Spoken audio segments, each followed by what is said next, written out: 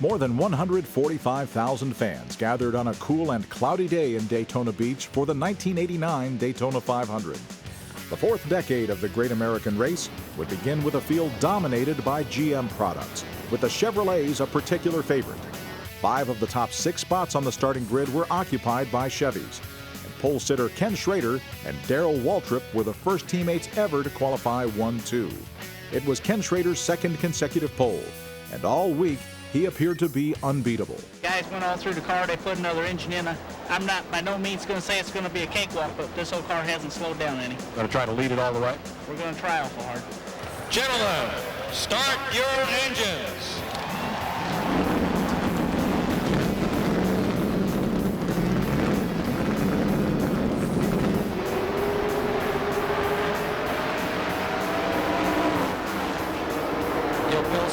CBS Sports drops the green flag and the field is away. Chevrolet's up in front, nose to nose. Schrader on the inside. Teammates, first time that has ever happened. From the Hendrick Racing Stables of Charlotte, North Carolina. Still even into the back straightaway.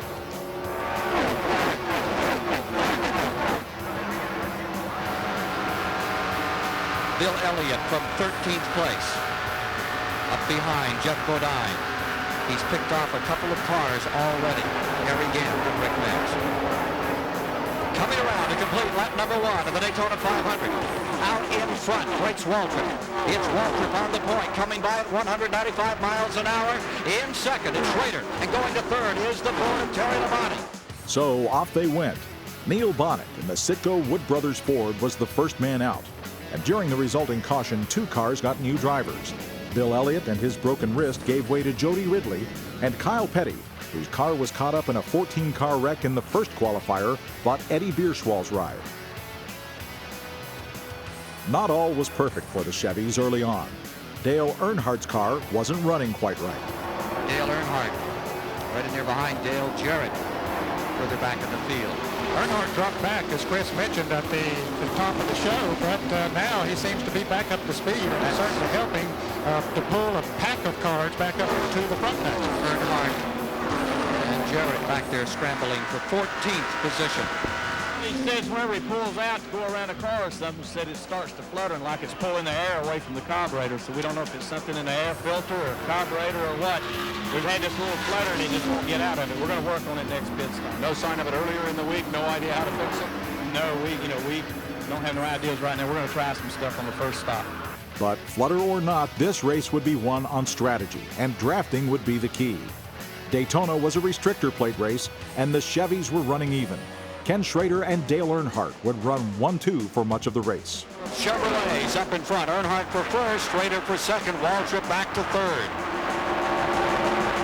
And of course, pit strategy would be a factor. 7 cautions for 30 laps meant there was plenty of time to pit. In fact, the first scheduled pit stop under green did not occur until the race was more than half over. Schrader and Earnhardt spent most of the rest of the race in front, but the final stops for gas and tires would ultimately decide this race's winner. You can see him dive in down low on the racetrack. That's what he needs to do an effective job on drafting. Get right up on his back bumper and stay as close there as you possibly can. The 2 cars can certainly run faster than 1 car by itself. Schrader came in first and brought Earnhardt early. He barely stopped the tires. Let's go to Mike Joy. Schrader stops a little short of his pit, so he's in here for 6.0 seconds. These 2 cars have yet to pit.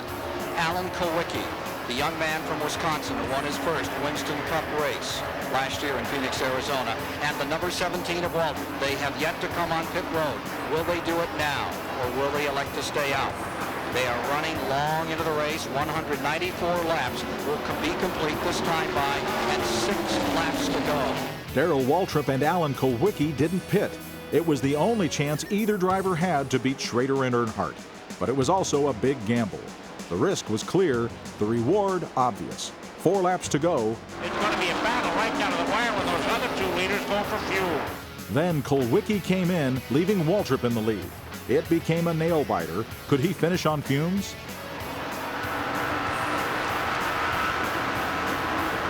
Looking back at the leader, Darrell Waltrip, from Rusty Wallace's camera. final moments of the 31st Daytona 500. Waltrip to the inside. I think he's running on a prayer. He's got to be on prayer. I'll guarantee you he's saying one of those. Less than 2 laps to go. Crew standing by.